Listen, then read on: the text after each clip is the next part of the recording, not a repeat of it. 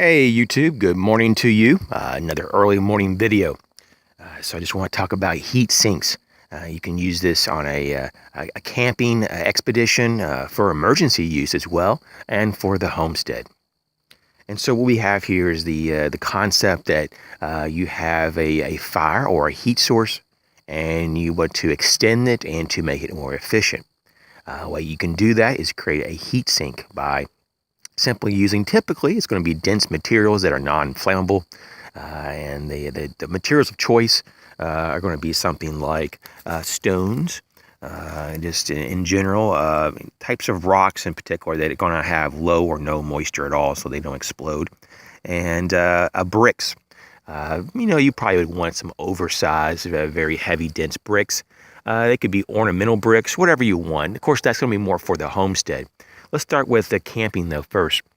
So you're out and it's a cold night and you may have not brought enough shelter items, clothing or tarps or insulators.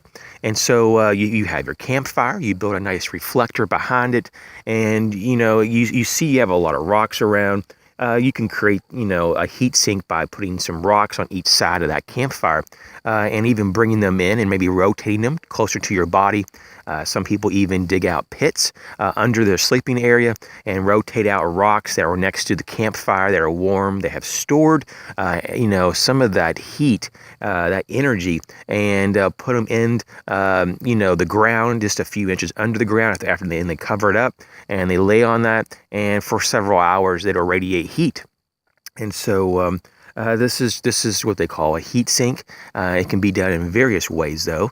So campfires is definitely a very practical use, especially in an emergency that's really cold, and you really need to stay warmer. This is going to make the fire much more efficient, especially if you're up real close to the fire, and you can have rocks that are next to the campfire, and you can rotate them around yourself.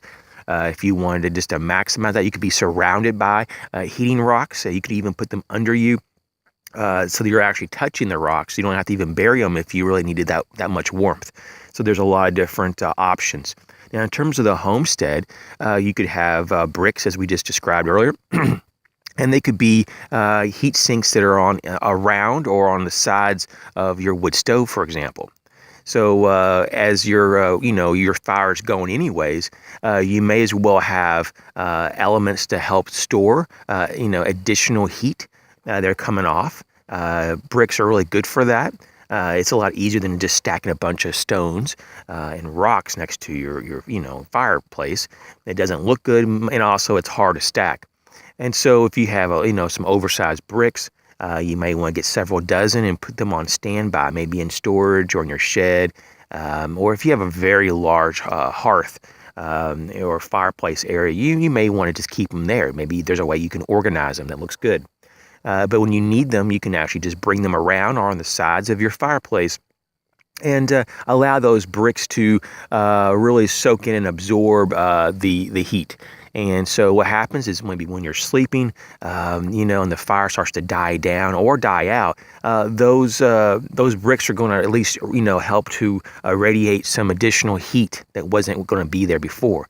So it just makes your fire and your heat output more efficient and longer lasting. And so, this is just an idea that a lot of people use. And, there's some people when they build their homes, in fact, especially around the fireplace or the platform that's raised typically for the the wood stove, they put more dense material. They might even put real thick, custom cut stone or oversized brick to basically to frame that whole area out. And it also causes that area to have more mass.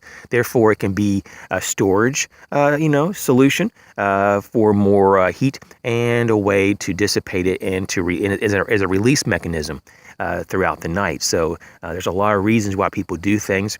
It's very interesting, and just remember, the more mass that item is, typically the more energy it can store and the more it can release over time. So these are heat sinks. If you have any more additional knowledge or information about heat sinks for camping or for homesteading, I'd be very interested, and my subscribers would be very interested as well, I would imagine. Thanks again for all your support, and we'll catch you soon.